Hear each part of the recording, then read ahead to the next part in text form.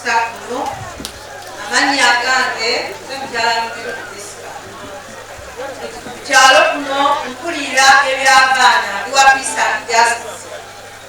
Omwana oba omubonyabonya omuyisa bubi tasoma olaba bamutulugunya tuukirira gwegwe omulimo gwange eyasani nyanyiriza abagenyi baffe abalungi omubaka waffe omwami omukyala abokwogera abo waggulu bamenya ffe mwenna mbaniriza kansalas mwenna za owamawulire waffe Tomusange Kayinja tukwaniriza sigenda kuba mwogezi wa lunaku naye mbasaba mutuyiira akalulu ng'olunaku lutuuse era nsaba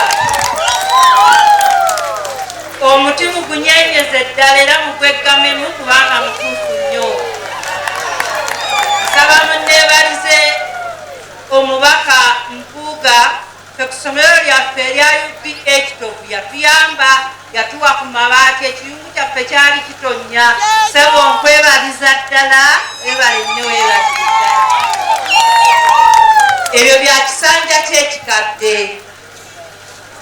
Kati bannange mutuule entende muwulirize byagenda okusosootolera bannange mumuyiira akalulu.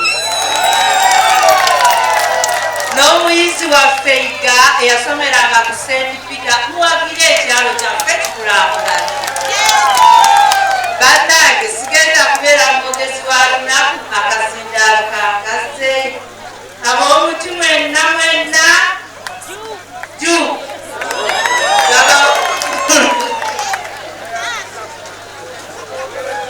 muwe engalo kya paso akiikirira sente ekitiibwa